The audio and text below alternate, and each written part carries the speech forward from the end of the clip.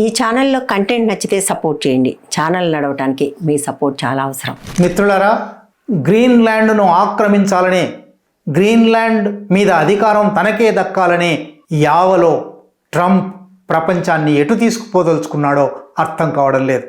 ఆయన జనవరి 17 శనివారం నాడు హఠాత్తుగా యూరోపియన్ దేశాలకు ఒక హెచ్చరిక చేశాడు. నిన్నటి వరకు మిత్ర దేశాలుగా ఉన్నవారు ఇవాల్టికి కూడా నాటో అనే ఒక సైనిక కూటమిలో సభ్య దేశాలుగా ఉన్నవారు పేరు పెట్టి మరీ Denmark, Finland, France, Germany, Netherlands, Norway, Sweden, UK ఈ దేశాల మీద ఫిబ్రవరి 1 నుంచి సుంకాలు 10% పెంచబోతున్నాను అని ప్రకటించాడు. ఈ ఫిబ్రవరి 1 నుంచి అంటే ఇంకొక 10 రోజుల్లో అన్ని దేశాలకు అమెరికాతో ఉండే వాణిజ్యంలో 10% సుంకాలు పెరగబోతున్నాయి. ఈ సుంకాలు పెరిగిన తర్వాత కూడా అక్కడితో కూడా అవి ఆగవు. జూన్ 1 లోపు గనక ఒప్పందం చేసుకోకపోతే, అమెరికాతో కాళ్ల బేరానికి రాకపోతే ఈ సుంకాలు 25% కూడా పెరుగుతాయి అని హెచ్చరించాడు. చిన్న తనకు ఆట బొమ్మ దక్కలేదని, గ్రీన్లాండ్ తనకివ్వడానికి డెన్మార్క్ సుముఖంగా లేదు అనే కారణంతో యూరోపియన్ రాజ్యాలన్నిటి మీద ఈ దాడి ప్రారంభించాడు. యూరోపియన్ రాజ్యాలు కూడా ఇంకా గత్యంతరం లేదు, అమెరికాతో పోటీ పడక డి అంటే డి అనక తప్పదు. శనివారం నాడు ఆయన ఏమాట అన్నాడు, ఆదివారం నాడు యూరోపియన్ రాజ్యాలు ఒక అత్యవసర సమావేశం పెట్టుకున్నాయి, ఎమర్జెన్సీ మీటింగ్ పెట్టుకొని ఆ ఎమర్జెన్సీ మీటింగ్లో ఫ్రాన్స్ అధ్యక్షుడు ఇమాన్యుయల్ మాక్రాన్ ఒక తిరుగు హెచ్చరిక చేశాడు. మేము ట్రేడ్ బజూకా అనేది యుద్ధాలలో వాడే రాకెట్లతో దగ్గరి స్వల్ప దూరంలో ఉన్న లక్ష్యాలను ఛేదించే ఒక ఆయుధం, ఒక రాకెట్. ట్రేడ్ బజూకా అనేది మామూలు వాడకంలో ఉన్న పేరు. వాస్తవానికి యూరోపియన్ యూనియన్ నిబంధనావళిలో యాంటీ కోయర్షన్ ఇన్స్ట్రుమెంట్, మరెవరూ మా మీద దాడి చేయకుండా, మా మీద నిర్బంధం వహించకుండా ఉంచే ఒక సాధనం అని వాళ్ళు తయారు చేసుకున్నారు. ఆ సాధనాన్ని ఇప్పుడు ఇమాన్యుయల్ మాక్రాన్ వెంటనే యూరోపియన్ యూనియన్కు ఒక సలహా ఇచ్చాడు. ట్రేడ్ బజూకాను యాక్టివేట్ చేయండి, యాంటీ కోయర్షన్ ఇన్స్ట్రుమెంట్ను యాక్టివేట్ చేయండి అమెరికాకు వ్యతిరేకంగా.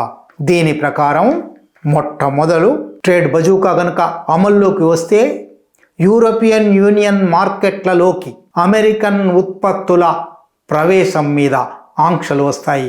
అవి గతంలో ప్రవేశించినంత విశాలమైన మార్కెట్లోకి ప్రవేశించడానికి అవకాశం ఉండదు. అంటే కొన్ని $100 బిలియన్ల వ్యాపారం ఆగిపోతుంది.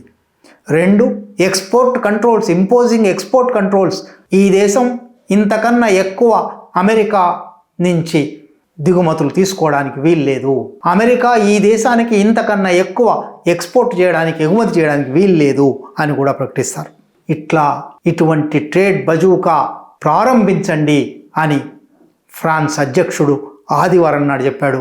సోమవారం నాడు యూరోపియన్ యూనియన్ బాధ్యులైన నాయకులు ఇందుకు మేము సిద్ధంగా ఉన్నాము, ట్రేడ్ బజూకాను కొత్తగా తీసుకురావడం కాదు, ఎవరో అడిగారు is it on your table అని, మేమెప్పుడూ అది టేబుల్ నుంచి తీసేయనే లేదు అని కూడా ప్రకటించారు. అంటే యూరోపియన్ యూనియన్ కూడా ట్రంప్తో నువ్వెంతంటే నువ్వెంత అనడానికి సిద్ధంగా ఉంది. అసలు ట్రేడ్ బజూకా ప్రారంభించినప్పుడు కేవలం చైనా మార్కెట్ను, చైనా నుంచి వచ్చే దిగుమతుల మీద ఆంక్షలు విధించడానికి మాత్రమే తయారు చేశారు. ఇప్పుడు అది ఒక మిత్ర దేశం మీదనే పడబోతూ ఉంది. దీనివల్ల రిటాలియేటరీ టారిఫ్స్, ప్రతీకార సుంకాలు కనీసం $108 బిలియన్ అదనపు సుంకాలు పడనున్నాయి అని ఒక వార్త వస్తుంది. నిజానికి ఈ ట్రేడ్ బజూకా, ఈ రిటాలియేటరీ టారిఫ్స్ గత జూలైలోనే ప్రకటిస్తాము అని యూరోపియన్ యూనియన్ అన్నది. ఈలోగా కుదిరిన ఒక ఒప్పందం వల్ల అది తాత్కాలికంగా వాయిదా పడింది. ఇప్పుడు ట్రంప్ ప్రదర్శిస్తున్న మొండి వైఖరి వల్ల, ట్రంప్ ప్రదర్శిస్తున్న మూర్ఖపు వైఖరి వల్ల యూరోపియన్ యూనియన్ కూడా ఈ ప్రతీకార సుంకాలకు దిగుతూ ఉంది. ఇది అటు అమెరికన్ పౌరులకు, ఇటు యూరోపియన్ పౌరులకు, యూరోపియన్ యూనియన్లోని పౌరులకు, 2 ప్రాంతాలలోని వినియోగదారులకు, 2 ప్రాంతాలలోని అత్యవసరమైన సరుకులు, ఔషధాలు, అనేక రకాల సేవలు కొనుక్కునే వారికి హఠాత్తుగా విపరీతంగా ధరలు పెరిగిపోతాయి. రెండు ఆర్థిక వ్యవస్థలకు, యూరోపియన్ యూనియన్ ఆర్థిక వ్యవస్థలకు కానీ అమెరికన్ ఆర్థిక వ్యవస్థకు కానీ ఇది ఒక దెబ్బ, ఇది ఒక ప్రమాదకరం. అది మాత్రమే కాదు, యూరప్ అమెరికాల ఆర్థిక వ్యవస్థలు ప్రమాదంలో పడ్డాయంటే ప్రపంచానికే ఇది ప్రమాదం. ఒక మూర్ఖుడి, ఒక మంకు పట్టుబట్టిన ఒక వ్యక్తి తన మాట చెల్లించుకోవడానికి ప్రపంచం మొత్తాన్ని సంక్షోభంలోకి ఈడుస్తూ